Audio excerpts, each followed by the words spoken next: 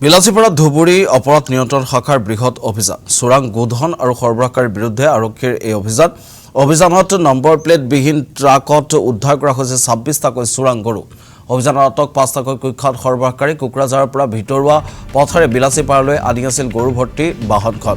এই তথ্য লাভ কৰি ধুবুৰী অপৰাধ নিয়ন্ত্ৰণ শাখাৰ আৰক্ষীৰ নেতৃত্বত চলাই অভিযানকাৰীয়ে খেদি বাহনখন গৌৰাং নগৰত আটক কৰিবলৈ সক্ষম হয় আটক গুলৱাৰ আলী শাহ আলম নুৰ আলম হায়দাৰ আলী আৰু শ্বেৰ আলী ধৃত সৰবৰাহকাৰী কেইটা